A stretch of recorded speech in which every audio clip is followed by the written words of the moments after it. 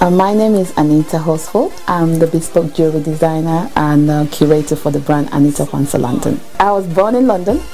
Then when I was young, moved back to Nigeria. I'm half Nigerian, half Ghanaian. My dad is Ghanaian, my mom is Nigerian. Schooled briefly in Nigeria till when I was about 7-8 years old. Then moved back to England. Moved to Hull, where I grew up in Hull in Yorkshire. From Yorkshire, did all my primary school, secondary school, college. Then moved to London for university. Went to Chelsea College of Art and Design, and then from there to Milton Keynes, where I now live and work. I studied textile design. When I was young, really, I was very interested in like fabrics and textures because my grandmother was a seamstress, and she was used to working with a lot of fabrics, and she had like very high profile, regal clients that she worked for, she designed for. And when I was young, I was very keen to touch the fabrics and see how they were made, and that curiosity actually led me to design like fabrics and stuff. And from the fabrics, I was like, okay, I need to see where I can push myself and see where I can go with this, and then obviously went into jewelry design.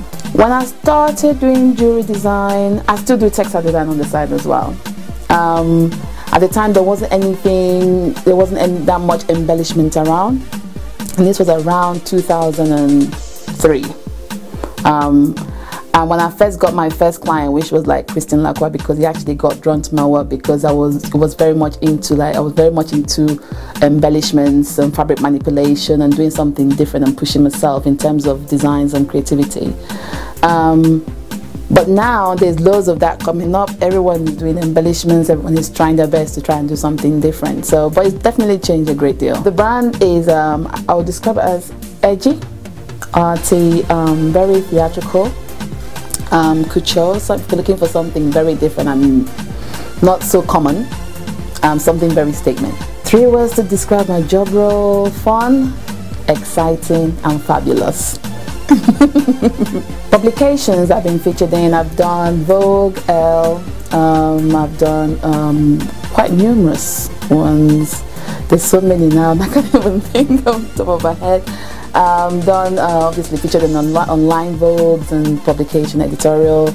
I've done Black Beauty magazine, African Woman magazines, and then shows that I've done international shows like PT Imagine.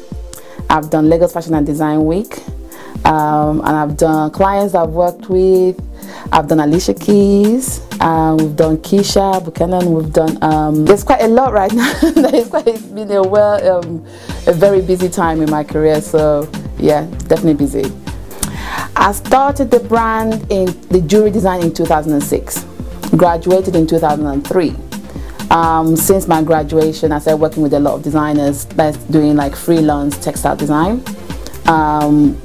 collaborating with designers, selling the pieces, to them, and traveling up and down Paris, New York. And then what made me set up the brand was I wanted something different. I was very curious to push to see like a jewelry that is very artistic, and that led me to design bespoke jewelry that I'm doing today. Previous business, I've done all kinds of fashion related stuff. I've done designing, I've done curating. I've even worked in retail to see how to relate to customers and customer services. I've even done makeup artist. So I've done quite a lot of fashion related stuff. So this is my first business venture, yeah, definitely. When I first set up the business, I must say that it wasn't easy. Like everything you do in life is not easy. You have to continuously work to better yourself. When I first started, I had to start from the bottom to work all the way up, but I was very fortunate because I was at the right place at the right time with the right product that stood out. And because it stood out, it actually put me with the right people. Placing me with the right people, actually, people got aware of my brand quite quickly. So I'm quite fortunate that that happened. Every day is interesting for me. Every day since I started this brand in 2006, I've experienced like ups and downs. Even till working on a collection very late at night and all day, 24/7. It's an interesting story because if I tell people about the stories I encounter when I create each piece, I think they'll be like, oh, okay, wow. But I think I'm still learning.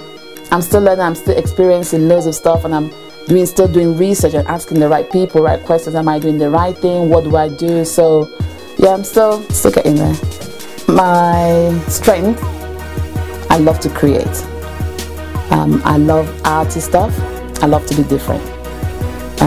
I love to create things that make people, like statement pieces that people talk about, and I always ask questions how it was made. I'm very curious how it was made. I like to create pieces that are art, that one day you can hang in your home and people ask about, you know, how was it made and who made this. Weakness, I need to get more people on board because right now I'm a one-woman band. I do everything myself, and sometimes there's certain things that I must confess that I kind of ignore, and I really shouldn't. My weakness is a lot of paperwork and stuff, but I'm getting somebody now that's going to help me sort that bit out, because when I'm creating, I don't like to be distracted because I'm in my own zone, I'm in my own realm. So, but yeah, that's definitely my weakness. Also, the challenges we face is also the production and the making things fit the international standard. What's different between the new generation and the old ones? The new ones, the new designers are pushing the boundaries. They're trying new stuff, new designs, new shapes.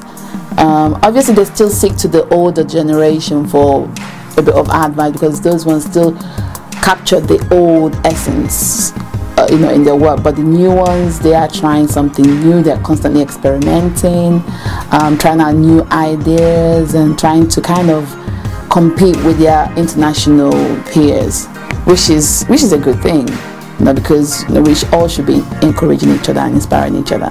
So, but they're really trying really hard. I'm really impressed. A budding designer needs to go through a lot of process. It's not easy. I mean, the media kind of glamorizes everything and make it look, oh, we just woke up and then we'll create amazing pieces, and you have celebrities wear it in magazines, it features in a very high profile editorial. But it's not quite like that. You know, you have to really research and think about where you're going to go, where you're going with your stuff, and trying to think, okay, who's gonna be your target market? Which kind of magazines or editorials do you feel like it's gonna feature, and how will they capture that? And then you now need to do a lot of research in terms of sketching, going to galleries to, you know, preview, you know, exhibitions, and if you're inspired by nature, you can go to National History Museum, you can go to the seaside and start drawing birds or drawing anything around you, and when you come back you start doing a lot of colored work, charcoal drawings and pencils to develop the idea, because it needs to grow from capturing the image, seeing it, going through the paper, going through the whole process before it actually goes to the design work. So it's not easy. It's not easy. And if you don't do all that, you're not going to capture the whole feel properly, because it's just going to look as if, oh, you just jumped and you've skipped several stages. So you have to go through that for anybody who is seeing your work to be actually say, okay, you know what, I actually see that this is actually inspired by maybe nature. Also, I'd like us to work more as a team. I think that's one thing a lot of Africans don't know how to do. Is that probably a lot of them, some of them is their weakness. They don't like to work as a team. They like to work on their own, which is also a good thing. But for us to make this industry be on the same standard as our international peers, we all need to work together. Accessory designer, collaborate well with the fashion designer. Put your ideas together, because two heads are better than one. If you're a stylist or photographer, let's all work together and have amazing shoots done, and amazing shoots that will be recognized internationally, that will be equally as good as international standard. So it's all about working together, really. Once we get that done and structured, I think everything will be fine. My mission is eventually, I would like to set up a school. My grandmother, when I was young, did have a school.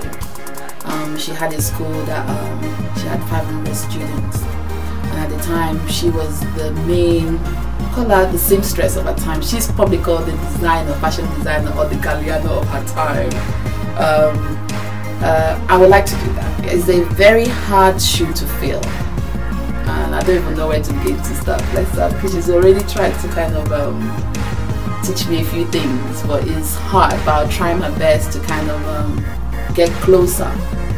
Hopefully the future is bright. We're still working hard. We'll get there.